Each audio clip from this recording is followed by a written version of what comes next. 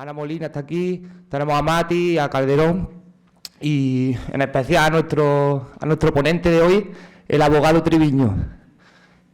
Antes hablábamos los dos a veces de la paradoja de un movimiento que en su síntesis es una crítica a la partitocracia, podríamos decir, ¿no?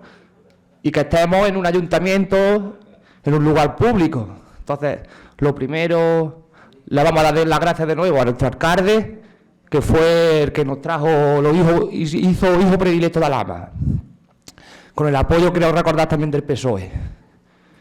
Empezamos dando la palabra al concejal, Calderón. Vale. Bueno, muy buenas tardes a todos y en primer lugar quiero disculpar al alcalde Jesús Viña, que era quien estaba previsto que hoy presidiera el acto, pero por motivos personales no le ha sido imposible acudir a este homenaje a nuestro hijo predilecto. La corporación tendrá que retirarse dentro de unos minutos porque tenemos también un acto del Día de Andalucía aquí en el paseo, ya que hoy, 28 de febrero, es uno de los días más importantes para nuestro municipio. Además de conmemorar, como en el resto de Andalucía, el Día de Andalucía, también celebramos el Día Histórico de Alhama, ya que en esta fecha se produjo también la conquista de nuestra ciudad por parte de los Reyes Católicos. Pero es que además de estas dos efemérides, también este día, un 28 de febrero, se produjo el fallecimiento de uno de nuestros ciudadanos más ilustres, que por eso estamos hoy aquí, don Antonio García Trevijano. Antonio García Trevijano nació un día como hoy, en 1927, en una casa que se encuentra a pocos metros de este ayuntamiento, en la calle Enciso número 19. Este alameño fue un jurista, escritor, político y pensador, así como probablemente uno de los referentes intelectuales más importantes de España durante el siglo XX. García Trevijano fue un destacado activista antifranquista que jugó un papel fundamental durante la transición española, llegando a ser uno de los organizadores durante los años 60 de asambleas clandestinas de comisiones obreras y también durante estos años un firme defensor de la independencia de Guinea Ecuatorial, jugando un papel muy activo para lograr este objetivo. Trevijano era un conocido defensor de la causa republicana, pero esto nunca le impidió que durante los años de la dictadura se convirtiera en un colaborador de la máxima confianza de don Juan de Borbón, ya que al final ambos eran opositores a la dictadura franquista. Era una persona de tanta confianza de don Juan que cuando Franco decidió nombrar a don Juan Carlos como sucesor, fue don Juan quien decidió llamar a don Antonio García Trevijano para pedirle consejo sobre cómo éste debía proceder y actuar ante la difícil situación y la disyuntiva ante la que se encontraba. En el año 1974, Antonio García Trevijano funda junto a diversos intelectuales la Junta Democrática de España, un movimiento que agrupaba distintas fuerzas políticas, sindicales y sociales de oposición antifranquista. García Trevijano redactó el manifiesto público de la organización y emprendió una ardua campaña política por la ruptura democrática, en virtud de la cual se fundaron un centenar de juntas locales y la Junta Democrática de España. Como coordinador ejecutivo de la Junta Democrática, fue el responsable de pronunciar el discurso de presentación de dicha coalición ante el Parlamento Europeo. A finales del año 75, la firme oposición antifranquista llevó a Trevijano a sufrir un atentado por parte de un grupo de ultraderecha, donde fueron heridos tras ser brutalmente golpeados mientras se encontraba trabajando en su despacho de abogado. Además de su trayectoria antifranquista, Antonio García Trevijano fue un reputado intelectual que durante su prolífica existencia escribió diversos libros y artículos, de igual forma que fue un gran jurista y un importante abogado. El 1 de julio de 2017, Antonio García Trevijano fue nombrado por este ayuntamiento hijo predilecto de nuestra ciudad, siéndole entregada la medalla de oro de la ciudad en el Patio del Carmen, que lo tenemos justo aquí abajo, quedando de esta forma saldada la deuda que este pueblo tenía con uno de nuestros ciudadanos más ilustres de las últimas décadas. Un alameño de nacimiento que tanta relevancia ha tenido en la historia reciente de nuestro país, debía ser reconocido como hijo predilecto de Alhama, siendo una persona de la que todos los aquí presentes, alameños y foráneos, debemos sentirnos muy orgullosos de tener como paisano. Muchas gracias. ¿Sí? Muchas gracias. Doy también la bienvenida a José Miguel, que no lo he mencionado, a Mergares, gracias por venir. Ahora le vamos a dar paso a los representantes de la Junta Democrática de Málaga y Granada, que desde hace varios años se pusieron en contacto y estamos, pues, ellos están en su labor ardua en Málaga, cada fin de semana casi saliendo, y les doy la palabra. Buenos días. Es un gran honor y privilegio poder asistir este día a este acto, homenaje a don Antonio García Trevijano. Nosotros, Junta Democrática de España, es una asociación civil refundada, de la primera que fundó Trevijano hace 2 años, y desde hace 2 años pues, se han abierto delegaciones por toda la nación española, y este movimiento está inspirado en el pensamiento y en las ideas de Trevijano. Como no se pudo acabar, Trevijano no pudo acabar lo que se pretendía, de que la nación española tuviese la libertad política para escoger el tipo de Estado y de gobierno que quería. Entonces, bueno, es un poder estar aquí y rendirle este homenaje, para nosotros es una satisfacción enorme, y es un placer colaborar con la Asociación Cultural de don Antonio, que se ha formado en Alhama de Granada. Así que muchísimas gracias.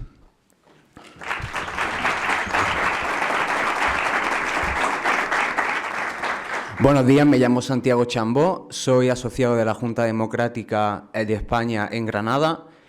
Conocí la figura de don Antonio en 2015, cuando vivía en Inglaterra, a través de sus programas de radio Piensa y Verás, y fue gracias a su pensamiento y especialmente al libro 2 de Teoría Pura de la República que pude conectar con mi hispanidad y pude reconducir mi carrera profesional en el ámbito universitario.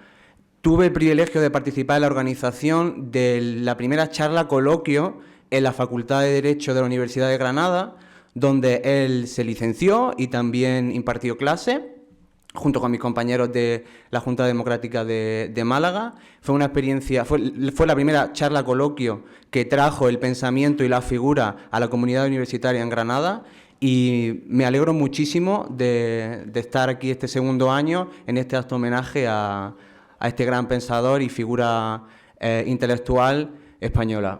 Muchísimas gracias. Gracias también desde la Asociación de Trevijano por vuestra visita. José Miguel, y si algún representante queréis recordar cómo se organizó la situación del hijo predilecto, además, sí fue verdad que fueron ambos partidos los que estuvieron de acuerdo. Creo que quien no quiso fue Izquierda Unida, ¿puede ser? Bueno, Podemos en aquel momento. Si quizás esa mujer conociera a Santiago Carrillo de verdad y la relación que tuvo con Trevijano, hasta que se dio la ventanilla de Arias y, bueno, el Partido Comunista pasó por el aro y el Partido Franquista lo homologó. Quizás si lo supiera. Yo le voy a dar paso ahora a Enrique, que va a ser una breve síntesis biográfica. Muy buenas tardes. Desde el Grupo Municipal Socialista, pues agradecer la invitación y enhorabuena. Y desde aquí sí empezar con unas palabras emotivas también para otro hijo predilecto como Antonio Ramos Espejo, que en estos días nos dejó. Y para nosotros es un placer siempre conmemorar y recordar a todos nuestros hijos predilectos, porque desde el Grupo Socialista lo apoyamos, y todo hijo predilecto que ha llevado el nombre por bandera de Alhama, pues agradecerlo. Enhorabuena por el acto, al Ayuntamiento y a la asociación. Gracias a ti, José Miguel. Antonio Ramos, que precisamente me recordaba Enrique, no sé, en Madrid era, ¿no? ¿Qué calle era? En Roma, ¿no? Con la agencia EFE se unían contra la dictadura, así que de alguna manera están relacionados. Enrique, ¿vas a hacer una breve síntesis biográfica? Vamos por ella. Enrique y yo tenemos la habilidad de hablar demasiado. Si lo encontráis a uno de los dos por la calle, tenéis que temernos. Nos llevamos bien porque nos calentamos la cabeza mutuamente y porque en realidad también somos buenos oyentes, Enrique, ¿o no? Sí. En vez de ver la serie esta de Antena 3, nos ponemos conferencias de los años 90, ¿no, Enrique? No sé si se me escucha, ¿no? Sí, pero es una batalla dialéctica, no, nunca a las manos. Bueno, ya me has dado paso, ¿no? Yo voy a empezar diciendo que tengo una alegría muy grande y la alegría me la habéis dado vosotros, me la estáis dando vosotros. Y es un honor que estéis aquí todos presentes.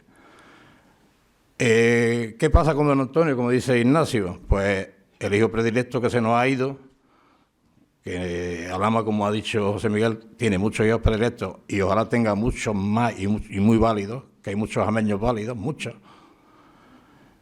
Pues Antonio Ramos y don Antonio García Trevijano se conocieron en Roma, en una recepción diplomática, que es lo que Nacho me ha lanzado el reto. Y en la recepción diplomática, pues claro, buscan homólogos o personas que hablen el mismo idioma.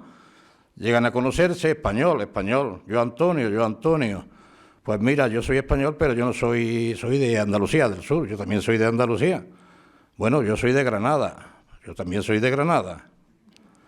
Yo concretamente no soy de Granada capital, soy de un pueblo, ese es nuestro Antonio Ramos, que se nos fue hace 3 o 4 días. Dice, yo soy de Alhama de Granada, dice Antonio García de Trevijano, y yo también soy de Alhama de Granada. Coño. Pues yo nací en una casa, que es el número 19 de la calle Enciso, que es de Federico de la Parra, que lo recordaréis todos, y dice el otro Antonio, pues yo también nací allí. Bueno, pues el día que se le nombra hijo predilecto, visitan la casa natal, don Antonio García Trevijano, y dice, voy a ir a la habitación donde nací Antonio, le dice Antonio Ramos Espejo, Antonio Ramos Espejo. Van a la habitación y dice, yo también nací aquí. Eso es una cuestión anecdótica. Y ahora sí os voy a decir lo importante que es nuestro alameño que es tan importante como el oscurantismo que le han tenido. Don Antonio, toda África, donde se gestó el general Franco, que decían que era el general más joven de Europa, ahí hizo su historial, él presumía mucho de África.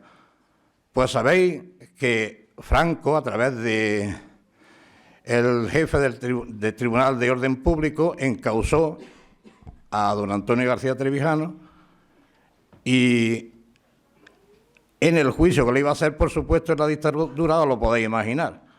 Pues Diallo Telly, presidente de Senegal y secretario general de la OUA, Organización de la Unidad Africana, le mandó un comunicado a Franco y le dijo que si a Antonio García Trevijano lo procesaba toda África, 50 naciones, rompían relaciones diplomáticas con España. O sea, que un jameño era más importante que todo el resto de los españoles, incluido Franco. La importancia de este alameño. Y en Alhama prácticamente se le conocía. ¿Por qué? Porque hay intereses políticos muy grandes. Don Antonio tiene mucho interés a nivel también de Europa. Georges Penal, presidente del Parlamento Europeo, y Claude Chisson, un comisario belga, junto con otros parlamentarios europeos, le invitaron a dar el discurso inaugural del Parlamento Europeo. Nos enteramos cuando el rey Juan Carlos, este saltacamas, como yo le llamo, dio el discurso inaugural en Estrasburgo. Hasta debajo de la cama nos enteramos, aquí en España. Nos enteramos cuando Felipe González dio un discurso inaugural en Estrasburgo. Pero ¿sabéis quién dio el primer discurso en Estrasburgo inaugural del Parlamento? Antonio García Trevijano, antes que el rey y antes que Felipe. Y no se enteró nadie. En el resto de Europa sí. En Norteamérica sí, que hasta lo conocía del Watergate. Y entonces era secretario de Estado Henry Kissinger. Y era, ¿cómo se llamaba el presidente? Que se me ha ido. Nixon. El del Watergate. Pues a ese también el nombre de Trevijano le sonaba más que a los alameños, figuraros. Don Antonio, en el año 1967, con motivo de una resolución de la ONU para la independencia de Guinea, actuó defendiendo a los guineanos que no tenían defensa, a la etnia, a los clanes familiares, porque en Guinea había las dos provincias, Río Muna y Fernando Poo. El sector maderero eran dominantes y el sector del cacao y el café. Pero al pueblo normal no. A esos los atendió don Antonio, incluso les pagó el hotel en Madrid y informó al Comité de los 24 de la ONU de las dificultades que estaba poniendo Franco al proceso de separación de Guinea, un alameño. La Fundación de Comisiones Obreras, con Julián Arisa, con Marcelino Camacho, 2 asambleas consecutivas donde están los juzgados de la Plaza de Castilla, ahora en Madrid. Ahí había una fábrica de medias Wilma que pertenecía a Almacenes Magro. Ahí hicieron las 2 reuniones clandestinas y la policía secreta de Franco ni se enteró. Se enteró en la segunda reunión de la Fundación de Comisiones Obreras 3 semanas después. Y encarcelaron a 17 miembros de Comisiones Obreras y al secretario de don Antonio. Es un personaje alameño, importante, y que tiene mucho que decir. En la época del año 74, bueno, en 1969, nombra Franco heredero de la corona, saltándose a don Juan de Borbón, a su padre, a Juan Carlos I, el rey fugado que tenemos y ninguno le hemos dicho que se vaya, yo tampoco lo puse, ni le he dicho que se vaya. No sé qué español le habrá dicho que se vaya. Pues nombra Franco heredero a Juan Carlos de Borbón y Borbón. ¿Sabéis a quién llama el padre, don Juan de Borbón, el conde de Barcelona? ¿A quién llama para que le redacte 2 cartas? Una dirigida a su hijo y otra a Franco, repudiando y no aceptando esa herencia que acaba de hacer y ese nombramiento. Pues un alameño que se llama Antonio García Trevijano, el que redacta las 2 cartas, una a don Juan de Borbón y otra a Carlos Borbón, Juan Carlos Borbón, y otra a Franco, repudiando. Esas cartas fueron selladas, lacradas y entregadas al embajador en Lisboa, Jiménez Arnau, padre de ese Jimmy que sale en los programas del corazón, que lo conoceréis. Ese era el embajador en Lisboa.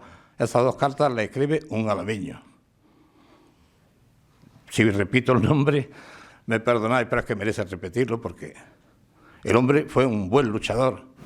Pues seguimos con Trevijano. En el año 70, 74, 75, 76 es cuando más actividad política desarrolla. Y todo, sobre todo, enfocado a romper con la dictadura y luego hacer una auténtica democracia aquí. Don Antonio, en esos años, me he puesto un poco emocionado y nervioso, disculpad. Al mencionar y ver, lo dije al principio que era una alegría, pero en estos años 74, 75 reúne a toda la oposición y hace la Junta Democrática de España con el Partido Nacionalista Vasco, con los catalanes, la Asamblea Catalana, los gallegos, los canarios, el Partido Socialista Andaluz, Enrique Tierno Galván, Partido Comunista de España con Santiago Carrillo, y convence a don Juan de Borbón para, en ese repudio que hace de su hijo, se una y consigue don Antonio que don Juan se someta, y lo aceptaba, a la democracia. Imaginaros una monarquía electa. Eso no hay ejemplo en el mundo. Sin embargo, Juan de Borbón se sometió a eso. ¿Cómo hacen que se separen de don Juan de Borbón? La Casa Real tiene a don Juan de Borbón totalmente marginado, no le dejaban ni comida en el frigorífico para que rindiera y adjudicara la herencia dinástica a su hijo. Lo consiguieron, el hombre se rinde un poco y en París, en Lisboa, se reúnen y le dice don Antonio lo que pasaba, que don Juan, el hombre al final ha cortado y no, la firma que hizo pues se echó hacia atrás. ¿Me voy a quedar en blanco o no? Al echarse para atrás, hablando en términos que no entendamos, él le propone a la Junta Democrática seguir, pero sin Don Juan, sin la Casa de Borbón. Se reúnen en París y en París se le pone Junta Democrática de España por iniciativa de Enrique Tierno Galván, y es cuando ya se le invita al Parlamento Europeo, que don Antonio da el discurso inaugural y le dice en Europa que España iba a ser la primera nación en conquistar sus propias libertades políticas, porque los demás gozaban de las libertades que le había otorgado el ejército vencedor de la Segunda Guerra Mundial, los americanos, que esta es la socialdemocracia llamada hoy, que no son democracias.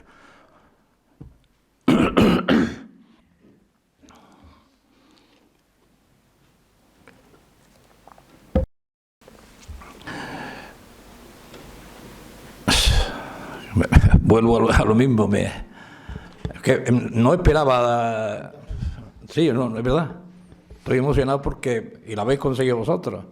Vamos a darle un aplauso a Enrique.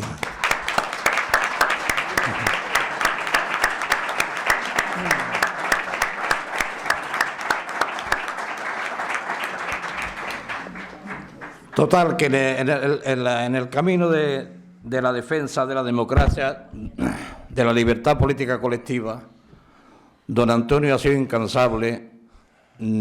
A instancias de Felipe González se reúnen en un chalet en el Viso, en Madrid, y a instancias de Felipe González, que le dice a Fraga que había que quitar de en medio del plano político a don Antonio García Trevijano. Esa reunión, aparte, se llevó en París, que se desplazó Henry Kissinger, Helmut Schmidt, Willy Brandt, y estando Giscard d'Estaing en París, celebraron, y el objetivo era eliminar a don Antonio del tablero político. A iniciativa de Felipe González, que le pide a Fraga, lo encarcelan, que don Antonio dijo aquí en el Patio del Carmen que estar en la cárcel no tenía mérito, eso es que ha sido tonto y porque te has dejado pillar, que eso no tenía mérito. El mérito que tenían era para todos los que estaban fraguando lo que hoy tenemos, que don Antonio le iba a interrumpir, porque don Antonio quería la democracia auténtica, no esa democracia parlamentaria que tenemos, que no es la democracia formal, el elegir directamente a un diputado y que el diputado lo pueda revocar, puedas quitarlo si no cumple con la promesa, no hay que llevarlo a los tribunales, con las papeletitas los quitamos políticamente. Ahora si roba, pues ahí están las leyes penales, que es lo que está haciendo. Don Antonio lo eliminan del plano político en ese sentido, y al eliminarlo del plano político, cuando sale en la cárcel tiene una anécdota también, que es que metido en la cárcel le llega señal de lo que manda el rey, porque en la universidad esta de Cracovia, en el siglo de las luces, las lumbreras vaticanistas le inventaron eso del rey que reina pero no gobierna. Imaginaros, esto viene a colación cuando don Antonio está en la cárcel, que la primera visita que recibe es la de un diputado que es Muñoz Peirá, de Valencia, y viene a decirle a don Antonio a disculparse, y siendo rey, decía que no podía hacer nada, porque eso lo había tomado Fraga como un asunto propio. Unos meses después le llega el juez Gómez Chaparro del Tribunal de Orden Público y acusa a don Antonio de haber reunido a toda la oposición y de haber firmado el manifiesto con 14 puntos y de haber cometido un delito contra el gobierno. Y don Antonio le dice que si usted si viniera aquí y no viniera como un guardia de Fraga, sabría perfectamente que no había cometido ningún delito contra el gobierno, sino que había cometido uno mucho más grave, un delito contra el Estado. El juez entró en nervios y le dijo a voz en grito, desacato, y le dice, ¿qué pasa, que me va a meter usted en la cárcel? Estaba ya en Carabanchel. Y luego posteriormente viene don Antonio Pedro Río, que era el presidente del Colegio de Abogados de Madrid, y le dice, Antonio, vengo de parte de Fraga directamente, y tengo orden de ponerte en la calle, en libertad, siempre que hagas como hacen los demás, que le des patadas en las espinillas, pero no le des patadas en los cojones. Y don Antonio dice, yo no le respondo a un tío tan grosero, estaré en la cárcel hasta que Fraga sea ministro, mientras sea Fraga ministro. Y efectivamente, cuando cayó el gobierno de Arias Navarro, inmediatamente don Antonio fue puesto en libertad. Le montó a Franco 7 manifestaciones en Gijón, en Oviedo, en Málaga, en Sevilla, la última en Las Palmas de Gran Canaria, que fue la más multitudinaria. Esa, al terminar la manifestación, estando en el hotel, le llegan y dicen: don Antonio, está el secretario del gobernador civil de Las Palmas abajo. Dice, él pensando que lo iban a detener, le dice, pues que suba, aquí estoy. Y el secretario sube y lo que hace, la sorpresa que se lleva don Antonio, y están los hechos, no me los creáis, pero corroborarlo, es que traía órdenes del propio gobernador civil que se ponía a disposición y a la orden de don Antonio García Trevijano, de nuestro alameño. Eso lo presenció el padre de Jiménez Aguilar, ese que fue ministro de Justicia. Don Antonio, una vez que todos ya pasan por el aro y por de la ventanilla de Arias Navarro y se legalizan y montan el sistema que tenemos hoy, el hombre se apartó del plano político y ya recientemente, en el 2004-2006, es cuando toma otra vez la actividad y monta un movimiento que se llama Movimiento Ciudadano para la República Constitucional.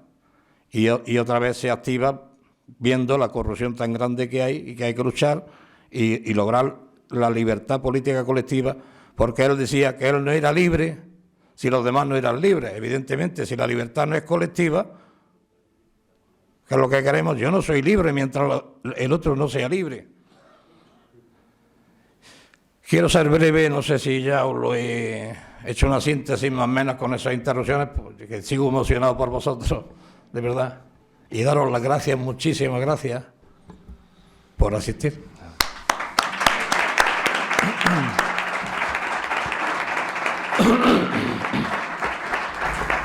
Bueno, pues seguimos, ¿no?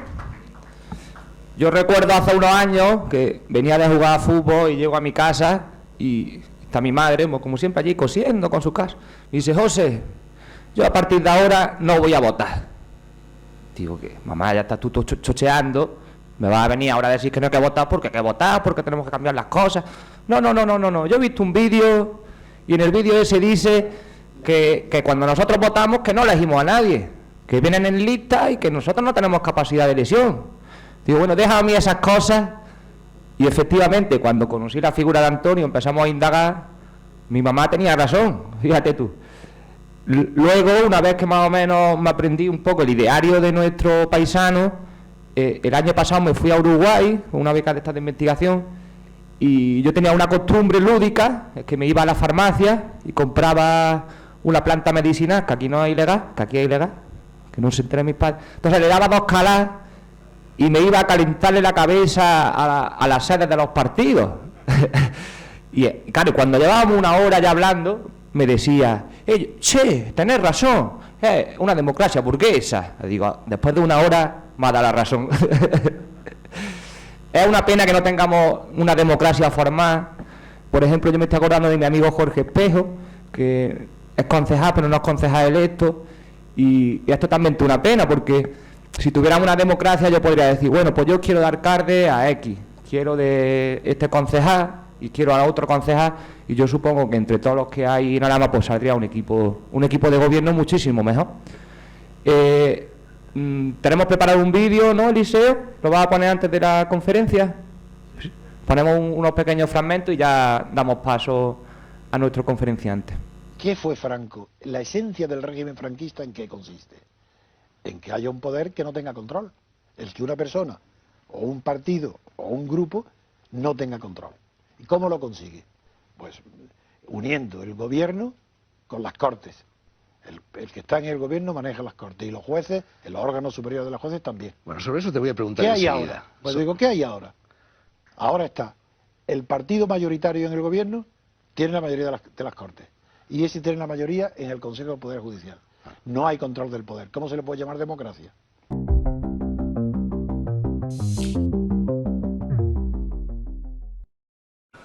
En España, los listas de partidos ni representan nada ni son representativos nada más que del Estado, el que los paga. ¿Quién paga las listas? El Estado. A él le pertenecen, al Estado. Quien paga, a él le pertenecen los partidos. ¿Qué son los partidos estatales? Una ampliación de la técnica de la dictadura. Con Franco era la Falange, con Mussolini el fascio, con Hitler el nazismo, los nazis, y ahora con el rey Juan Carlos, esa facción, porque son facciones, no nos engañemos. Cada vez que un partido se es pagado y entra en el Estado se convierte en facción. Y ahí tenéis, leeros a Madison, a Burke, a todos. A veces hay uno solo que no considere que todos los que están en el Estado sin estar en uso de una representación de la sociedad son facciones. Por tanto, lo que hay en España son facciones estatales. Todos. Desde Podemos, por eso no es que dicen Podemos izquierda. ¿Qué Podemos izquierda? Si son fascistas. Pero si está pagado por el Estado. ¿Pero qué es esto? ¿Es que no lo veis? ¿Podemos qué es Podemos? Nada. Un hombre que no tiene principios. Digo, que él cree que los tiene el pobre Cayo Lara, que tampoco los tiene. Porque para tener principios, como él le dice, ser del Partido Comunista y reconocer la monarquía, pues vaya principios que tiene. Bien, otra pregunta. Qué grande, Trevijano. Bueno, antes de dar paso, estaba hablando de Uruguay y yo iba detrás de entrevistar al presidente, a Pepe Mujica, y tengo que decir que después de un año me ha concedido la entrevista. El presidente hará otra cosa que ir a Uruguay, sale carillo, y para un fin de semana, pero bueno. No están hoy aquí los políticos. Ayer el alcalde estaba diciéndole al presidente de Diputación que el que no llora no mama, pues cuando lo veamos le diremos que nos ayude a financiar el viaje. ¿No, Enrique? ¿Tú te encargas de calentarle la cabeza al alcalde? Vale. Venga. Y si no, hacemos una colecta. Hacemos una colecta, hacemos un crowdfunding, como dicen ahora. Bueno, pues tenemos aquí nuestro conferenciante, un oriundo. Sé que hay muchos familiares, parientes, que ha estado paseando por el pueblo. Seguro que se le ha removido algo por dentro cuando iba, ¿no? Por la calle ancha y por el barrio, por la calle llana y por el barrio antiguo. Bueno, pues te doy las gracias, de verdad, muchas gracias por visitarnos. Nos va a dar una conferencia sobre la lealtad política. Él fue policía local, y abogado también, ¿verdad? Ejerce. Y bueno, nos va a contar un poco sobre la lealtad, la acción política. Bueno, pues vamos a recibir con un aplauso a Emilio José Triviño.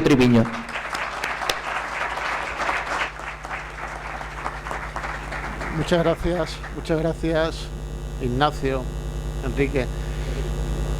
Gracias también naturalmente al alcalde y a la corporación por permitir que el pensamiento de don Antonio pueda tener su eco en nuestra boca, pueda tener su eco en la conciencia todavía viva de la sociedad española.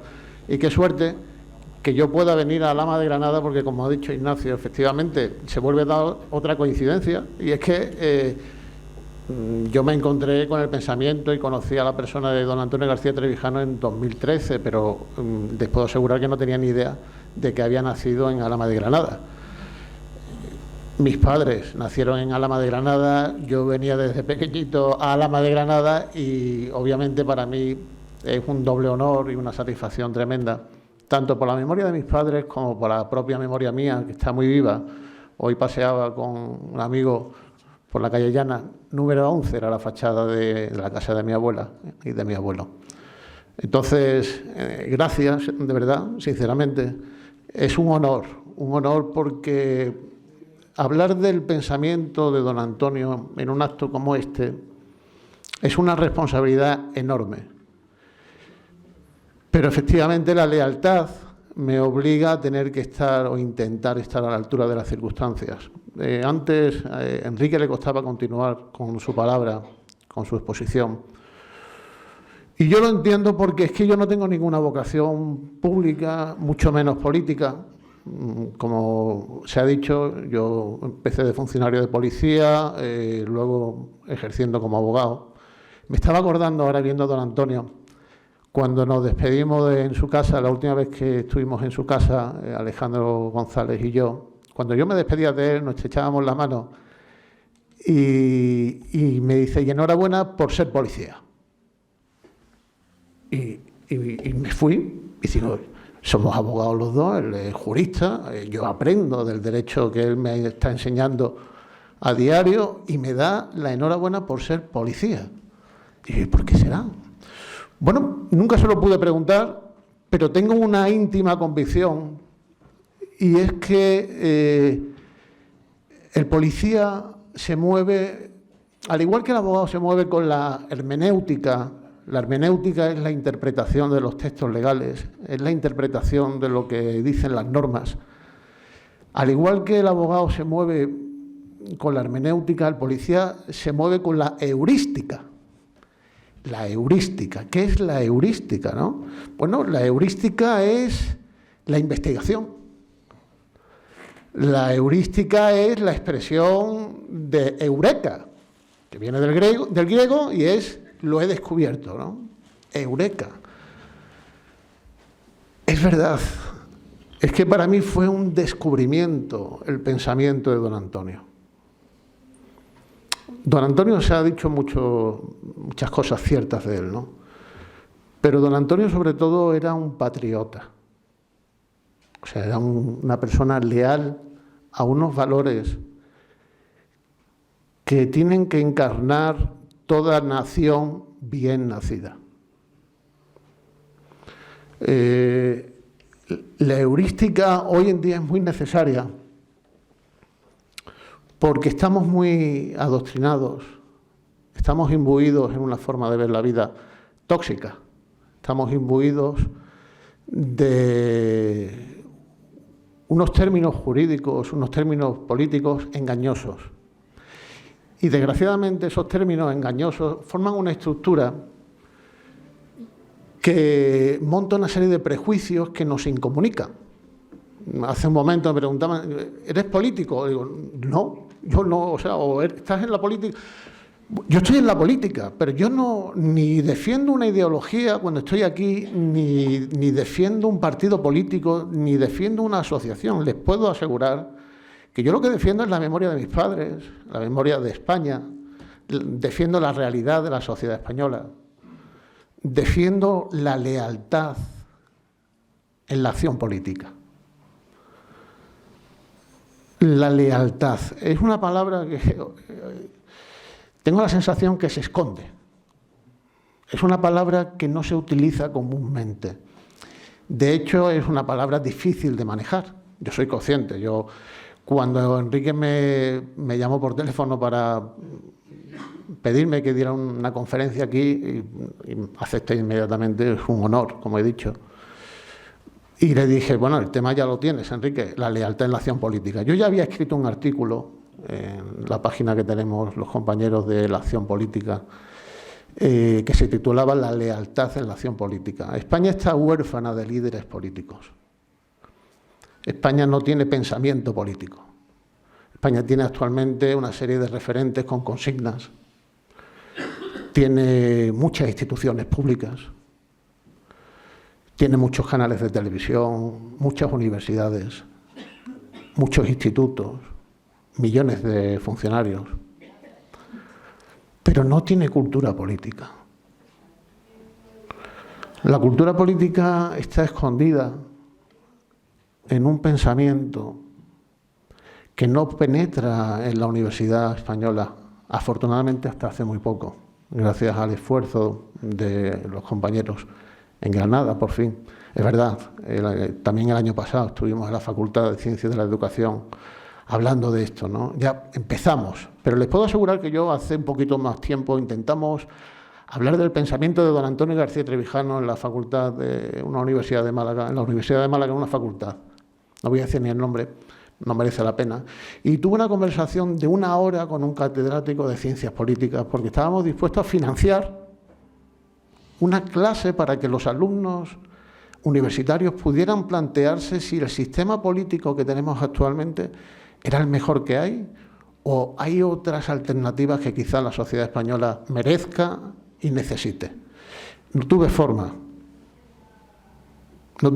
de convencer a un catedrático de Ciencias Políticas para que se pudiera hablar del pensamiento de don Antonio García Trevijano. Digo pensamiento de don Antonio García Trevijano, pero es un pensamiento que está inspirado también y en gran parte en la Constitución de los Estados Unidos. O sea, desen cuenta, la Constitución de los Estados Unidos es una referencia en el pensamiento de don Antonio García Trevijano y no se enseña en las facultades de la Universidad Española. No se enseña. Yo soy abogado. Yo terminé la carrera de Derecho convencido de que yo era libre, de que yo iba a un tribunal de justicia y estaba defendiendo los intereses de mi cliente, pero además con igualdad de armas, porque es un principio procesal. Cuando se va a un juzgado tienes que ir con igualdad de armas para que luego el juez o el magistrado pues resuelva. Pero es que no hay una democracia como tal en España. Es que no hay tales libertades. Este es el gran drama que tenemos actualmente. Esta es la cuestión, ¿no?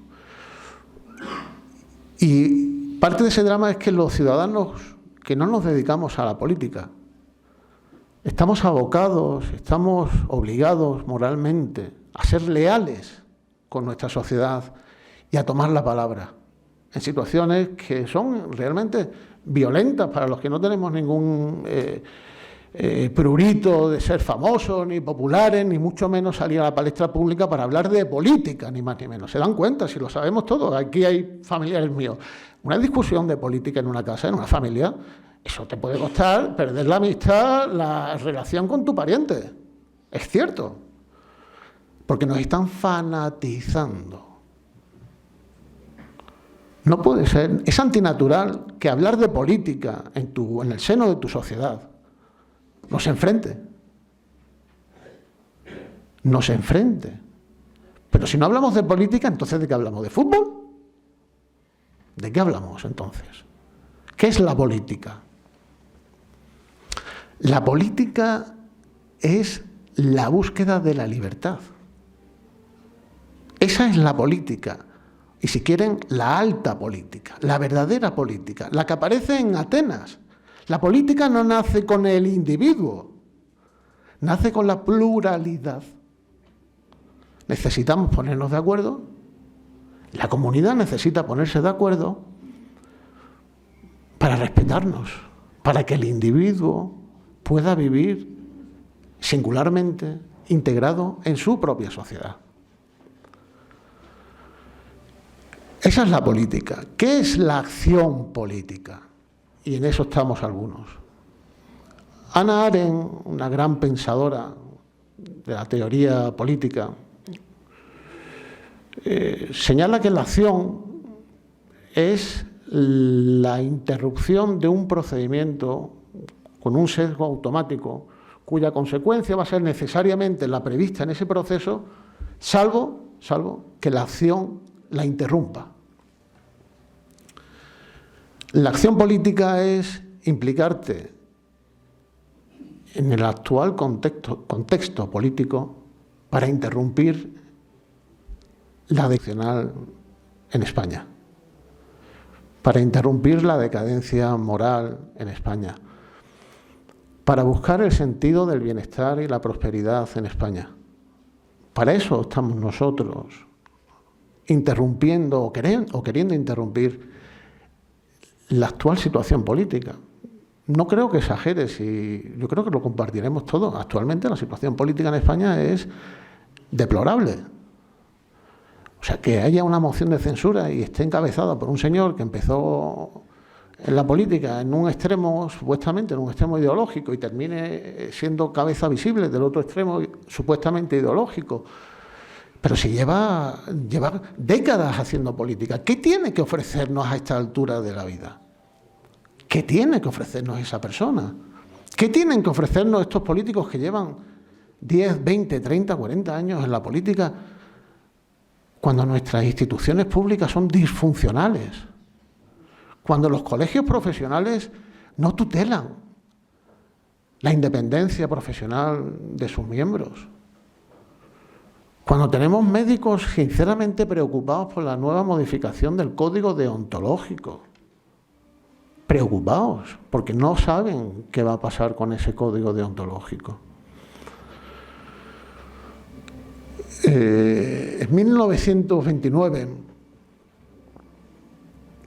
Ortega escribió una carta de contestación a un grupo de escritores españoles que le pidieron que se sumara y asumiera la dirección, el consejo y el apoyo político a una iniciativa política de partido. 1929. Querían defender la libertad, la situación, el contexto social, bueno, la dictadura de Primo de Rivera, inestabilidad. Y Ortega les responde por carta a este grupo, entre los que se encontraba Francisco Ayala, García Lorca, Pedro Salinas. Dice: tenéis mi apoyo, tenéis mi consejo, pero no puedo daros la dirección de este movimiento, porque todavía están por inventar los términos jurídicos, los gálibos institucionales. Llevo años pensando en ello y están todavía por inventar todo esto para España. Todos estos conceptos políticos, les dice a estos intelectuales inquietos por la situación política, que entran en la acción política, le dicen: no puedo dirigiros porque tengo que pensar cómo vamos a preparar la salida institucional, la salida intelectual. Poco después, Ortega escribiría ese artículo que se titula El error Berenguer, que terminaría más o menos así: españoles, no tenéis Estado, tenéis que construir el Estado. Delenda est monarquía. La monarquía debe ser destruida. Ortega había perdido toda esperanza en el régimen monárquico. La historia que viene después, la trágica historia de la Guerra Civil Española, ya la conocemos. Tenemos ya las instituciones políticas descubiertas. Don Antonio García Trevijano tuvo el genio, a mí no me cabe la menor duda, tuvo el genio de dar cuerpo a todo un pensamiento político y crear las instituciones políticas necesarias donde la libertad política colectiva puede tener cabida y tomar cuerpo. La libertad política colectiva, un concepto acuñado por él. Ortega no lo consiguió, es evidente. Don Antonio lo consiguió, yo estoy convencido, ahí está. Es verdad, hay un silencio sordo en la universidad, no hay debate. Eso sí, cuando hay ocasión de encontrar un debate sobre que aquí no hay democracia, que la democracia formal consiste en la representación política, la separación de poderes, y en ese debate hay profesores, personas formadas, ninguno se atreve a negar la evidencia. Públicamente ninguno la denuncia, públicamente no se denuncia. Hay miedo, parece ser, debe ser, miedo, que es un síntoma, no lo olvidemos, el miedo a hablar de política es una característica y un principio de la tiranía. De la monarquía es el honor y de la república la virtud. Algo debe pasar en España, que no se quiere hablar públicamente de lo que está sucediendo, no se quiere hablar públicamente de política. Yo hasta la presente, desde que tomé la decisión de hablar públicamente y defender públicamente el pensamiento de don Antonio, abiertamente solo he hecho amigos, de verdad. Amigos que vienen del Partido Comunista, amigos que vienen de la Falange, amigos que vienen del Partido Popular. Es más, es que no tenemos ningún conflicto con los políticos. Agradezco sinceramente que nos abran las puertas del Ayuntamiento de Alhama para poder hablar de esto aquí, en la sede institucional, municipal, política. Es que no tenemos ningún conflicto con los partidos políticos. Pero entonces, ¿qué conflicto hay? Lo que estamos diciendo es que los partidos políticos no se pueden financiar con los impuestos del contribuyente para perpetuarse permanentemente en el poder. Lo que estamos diciendo es que si la sociedad civil es la que tiene que obedecer las leyes, debe ser la sociedad civil la que, a través de sus representantes políticos, dicte esas leyes que va a cumplir. Si tenemos que pagar impuestos, lo lógico es que esos impuestos estén dictados por la necesidad social y a través de los cauces democráticos, a través de los cauces de la representación. Si somos nosotros los que vamos a pagar con nuestro patrimonio la carga fiscal, tiene que ser la propia nación, la propia sociedad la que apruebe a través de sus representantes esa carga fiscal. Este es el gran problema, y por eso es necesario saber distinguir que esto es uno de los grandes problemas y de los prejuicios que se nos instalan originalmente entre Estado y nación. Don Antonio era un patriota porque defendía a la nación. Don Antonio era antifranquista porque Franco, después de ganar la guerra, se apoderó del Estado e impuso a la sociedad española su modo político de entender cómo se tenía que hacer política. Ganó la guerra y la impuso, pero dejó a una gran parte de la sociedad obedeciendo sin representación ninguna. En realidad no había representación, era una representación orgánica. Pero es que don Antonio llega el 78, llega a la Constitución española y se opone a este régimen oligárquico. ¿Por qué? Porque les está diciendo que él está del lado de la nación, está de nuestro lado, del lado del ciudadano. Y le dice a los partidos políticos que no pueden instalarse en el Estado para perpetuarse, porque ni tienen separación de poderes, no hay unas elecciones separadas donde se elija un poder legislativo en unas elecciones correctamente establecidas y un poder ejecutivo, separación de poderes. Esa es la separación de poderes, la virtuosa.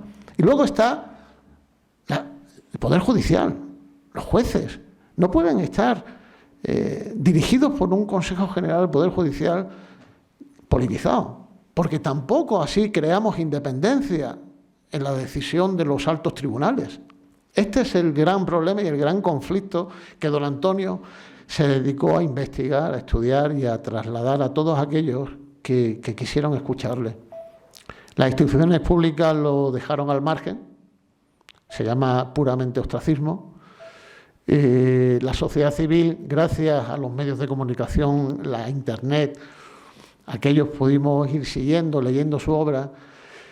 Y hoy lo que estamos haciendo es, creo que es un gesto de lealtad hacia él y hacia los valores que deben pervivir en una sociedad como la española. Lealtad a la acción política, queremos intervenir.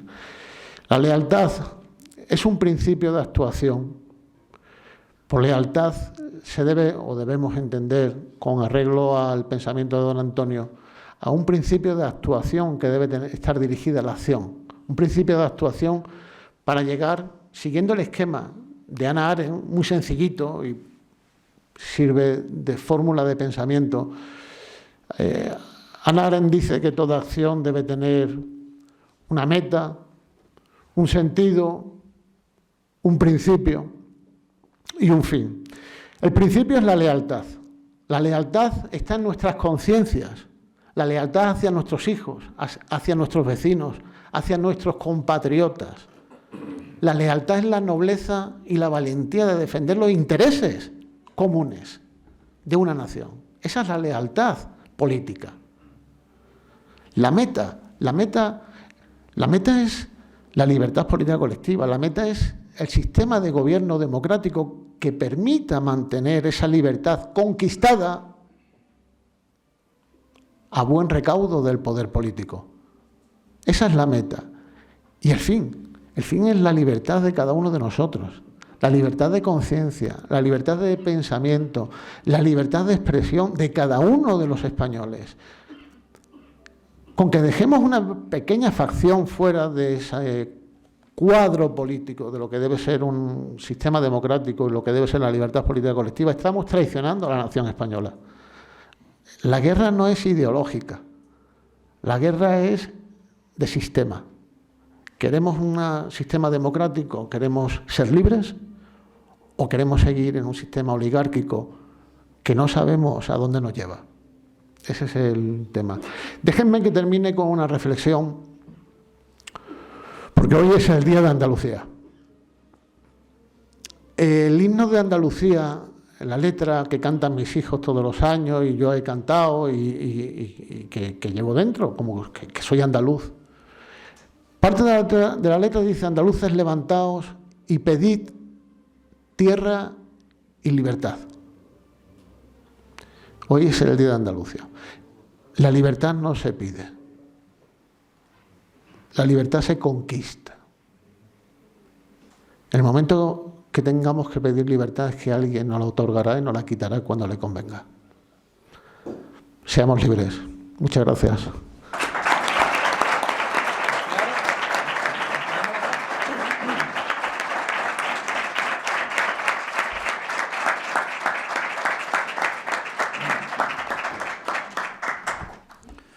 Bueno, Triviño me dijo ayer, y si alguno queréis hacer alguna pregunta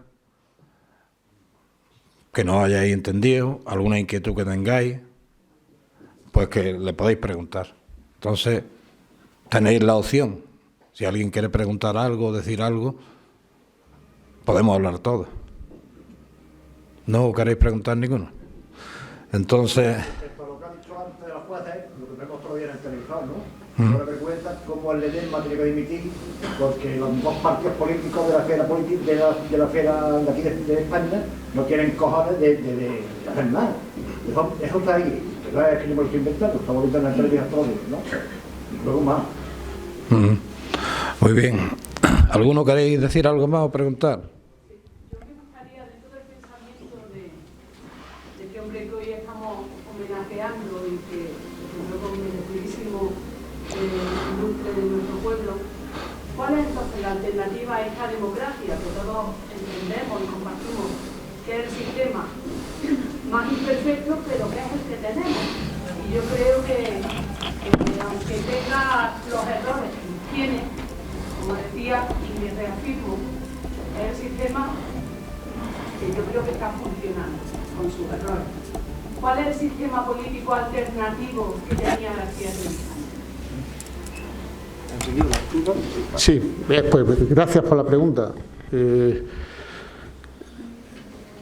el diálogo está el entendimiento y la pregunta da pie a, efectivamente, aclarar términos que son difíciles debido a esos prejuicios. Mire, este sistema que todos consideramos democrático no representa los intereses del ciudadano por la siguiente razón, porque cada vez que nos dirigimos a introducir una papeleta en la urna periódicamente, introducimos una papeleta que la ha confeccionado un partido político de unas siglas.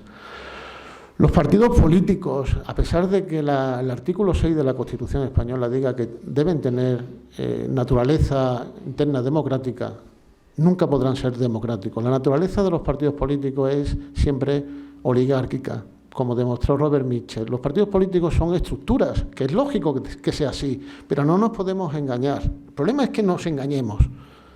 Una asociación política, un partido político, tiene su estructura, tiene su dirección de poder, porque tiene su propio ideario, tiene su ideología.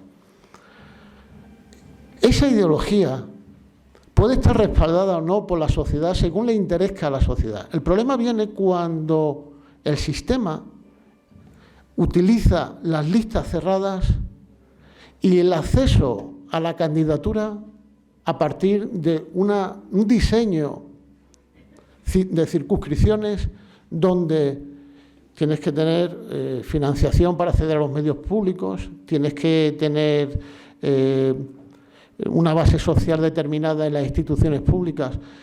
Lo que viene a señalar don Antonio, que la representación política solo cabe cuando hay elección por circunscripciones, no por partidos políticos, en primer lugar. Por lo tanto, para que haya voluntad popular en las elecciones debe existir una responsabilidad del político que asume el mandato de los mandantes. Aquí no asume ninguna responsabilidad el político de los mandantes, supuestamente mandantes que somos nosotros, los electores. No, porque la lista de partidos la hace el partido, no el elector. Es el partido el que hace la lista. En segundo lugar, no hay separación de poderes. Por lo tanto, ¿Por qué presumimos de la separación de poderes? Porque sabemos que técnicamente el poder político debe estar separado, nos lo enseñó Montesquieu. Por eso se presume de que la separación de poderes. Pero hay efectiva separación de poderes. La separación de poderes, la única manera de hacerlo efectiva es con 2 elecciones, para que los poderes, un poder ejecutivo vigila al legislativo y viceversa. Ahí está el conflicto de interés entre ellos mientras la sociedad puede dormir tranquila. Cada uno quiere mantenerse en el poder. Si no existe esa vigilancia, esos contrapoderes, no hay equilibrio en el ejercicio del poder. Por eso don Antonio decía y ponía de ejemplo la Constitución estadounidense, porque efectivamente, que es mejorable, no, por supuesto, pero la cuestión es controlar el poder político, controlar el poder de las instituciones políticas, para que respondan a los intereses de la sociedad. Ese es el objetivo de la libertad política colectiva. Crear una constitución con ese diseño, que se vigilen los poderes políticos para que la sociedad pueda vivir tranquila. No sé si así me he explicado bien y he respondido. También en respuesta a Sandra, que gracias por hacer esta pregunta, empezaba diciendo de la complejidad terminológica que puede tener, obviamente, y cuando nos acercamos a la obra de don Antonio, tenemos que estar casi con el diccionario y un diccionario lexicográfico especial. No hace mucho, José Bono, el expresidente del Congreso, bueno, pues lo entrevistaron, ya está fuera de la actividad, y le preguntaron, una muchacha le preguntó, bueno, que qué había que hacer para llegar a ser un político de alto standing, y dijo, honestamente y sinceramente, a veces los políticos cuando dejan sus funciones, pues se sinceran, y dijo, mira, si de verdad quieres llegar arriba, hazte amigo del que hace las listas. El expresidente del Congreso. Hazte amigo del que hace las listas, porque si te dedicas a intentar buscar votos en el pueblo o en donde te vayas a representar, no vas a conseguir nada, porque ¿qué pasa? Todos vamos en el Congreso cuando el jefe de partido ha hablado de los electores. No somos electores, es decir, en las listas del partido existen selectores, que es la palabra que utiliza. Hay unos electores y nosotros electio. Entonces, por ahí van los tiros. Otra de las claves también tiene que ver con, yo soy periodista, con los medios de comunicación y además que realmente son la otra pata que sustenta un sistema. Soy también filólogo y me acuerdo cuando en las clases de etimología nos acercamos a la palabra verdad. Verdad, nos decía el profesor, del latín veritas. Y decía, pero esperad, vayámonos al griego. Y decía, aletheia. Y decía, busquemos el significado. Aletheia tenía que ver con la palabra verdad y significaba desolvidar. Volver al pasado para quitarle el polvo y buscar los hechos. Es decir, no fundir lo racional en lo emocional, sino lo emocional en lo racional. Ha hablado de las universidades. Las universidades ya no son revisionistas. Las universidades pactan. Tú levantas la mano en la clase con algún tema que sea un poco complicado. Las universidades no es como hace 100 años. Las universidades hacen consenso, las universidades pactan. Ahora, por ejemplo, con el feminismo. En fin, que hay alguna palabra más, pues...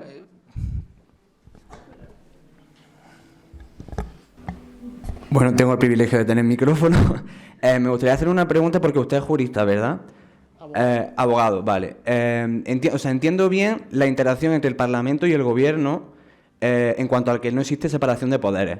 He intentado buscar por mi cuenta cuál es el mecanismo que tiene el Parlamento para controlar el Poder Judicial, que creo que es clave para mantener, o sea, en el supuesto de que tengamos una democracia en el futuro, eso es clave. Entonces, no entiendo cómo controla el Parlamento a día de hoy al Poder Judicial y cómo los políticos controlan el Poder Judicial en España. Sí. Bueno, sí hemos oído hablar del Consejo General del Poder Judicial, ¿no? De las cuotas que tienen cada partido político respecto a la elección. Esas personas, el Consejo General del Poder Judicial es el órgano de gobierno, es el órgano que se encarga de establecer, bueno, pues el régimen profesional y la carrera profesional de la judicatura. Por lo tanto, bueno, pues si son sesgos ideológicos lo que determina la composición del Consejo General del Poder Judicial, necesariamente, a la hora de determinar cómo se van a promocionar los magistrados, pues tendrá una impronta, ¿no? El problema del Poder Judicial quizás se vea mejor si explico cómo lo propone el pensamiento de don Antonio García Trevijano. El Poder Judicial, cada vez que se acude a un tribunal de justicia, lo que se está pidiendo es que se resuelva un conflicto, una patología jurídica y un conflicto que entre las personas no se puede resolver, y es el juez el que determina en qué sentido va a recaer la sentencia. Ese juez, unas veces existirá una implicación pública, otras veces no. El contencioso administrativo pues regula materia administrativa, agencia tributaria, impuestos, muchas veces afecta a entidades financieras. Si la carrera profesional de la magistratura, si los órganos de alta instancia están condicionadas por la crítica técnica de sus resoluciones a través del juicio crítico de magistrados, de fiscales, de letrados de la Administración, secretarios judiciales, de abogados, de procuradores, de catedráticos de Derecho, de la comunidad jurídica. Si es la comunidad jurídica la que está defendiendo los intereses de los ciudadanos, yo, abogado, una sentencia, veo que esa sentencia está bien redactada, está bien defendida los fundamentos jurídicos, está bien resuelto el conflicto conforme a derecho, yo tendré una opinión favorable de ese magistrado.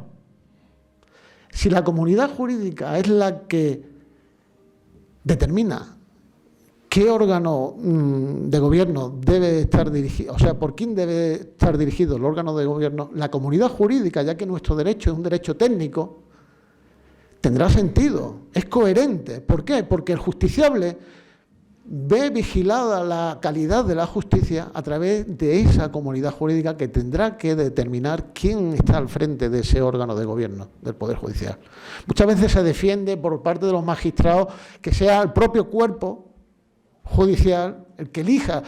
No, ¿por qué el propio cuerpo? ¿Por qué? ¿Acaso no puede caer en endogamia? ¿Quién tiene que obedecer las leyes? ¿Quién está sujeto a esas leyes? Es el justiciable. Pero el justiciable no tiene herramientas intelectuales, técnicas, jurídicas para determinar o valorar si esa sentencia que le ha venido en contra no está bien vista, no está bien razonado. No lo tiene.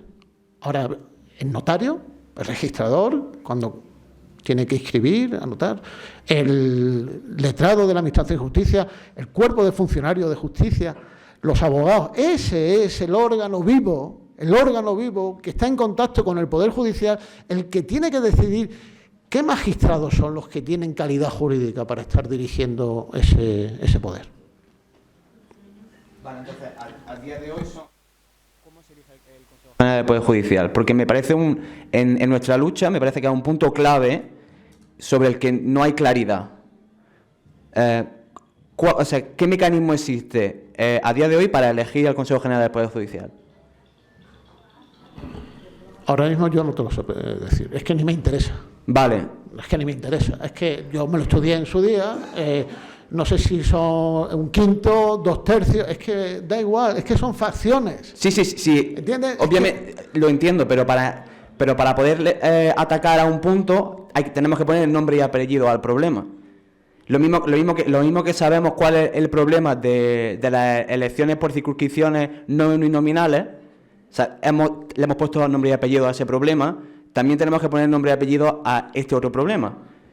Pero si es que el nombre y apellido está redactado en la Constitución. ¿Vale? Pues he intentado leerme todo ese aspecto y solamente he conseguido encontrar un artículo académico sobre este respecto muy oscuro que no puedo entender. O sea, no sé cómo se presentan los candidatos, no sé cuándo los diputados dicen elegimos a este otro, no lo entiendo. Y creo que hace falta hacer trabajo en ese aspecto desde nuestra lucha para clarificar cuál es este mecanismo, para poner nombre y apellido y que podáis criticarlo. Pues ya tienes ahí tu trabajo. Yo no puedo hacerlo. Porque todos. Bueno, perdón, sí, ya dejo el micrófono. Porque, yo sigo emocionado, que conste, porque me habéis dado una sorpresa muy buena. ¿Alguien del público quiere preguntar algo más? Yo sí respondería una cosa a Sandra, que cuál es la alternativa, pues no votar. que es la forma más pacífica, sin pegar ni tiros ni nada, de decir, mira, que no valéis, que ya estamos hartos de corrupción, que huele, que apesta. Esa es mi alternativa, luego cada una que haga la que quiera. Ahora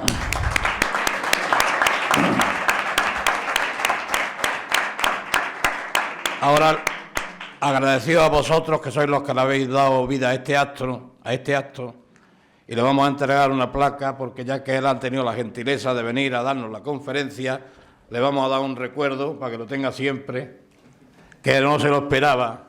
No, en absoluto, muchísimas gracias, Enrique. Que lo puedes leer.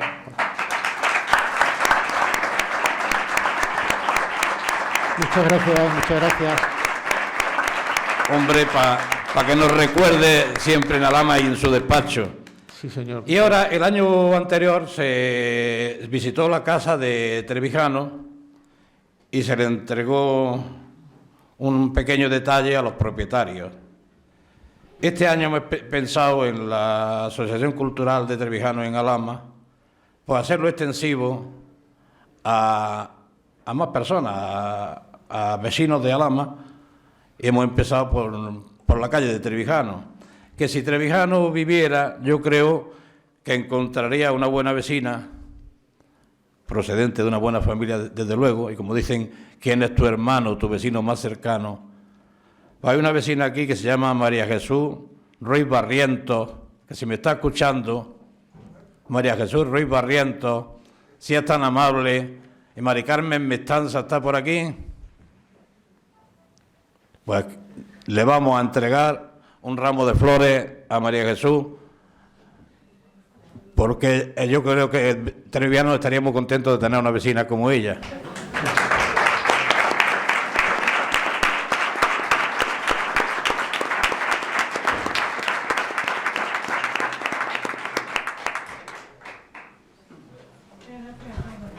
Damos por clausurado este evento. Muchas gracias de nuevo por venir. El año que viene intentaremos hacer otra.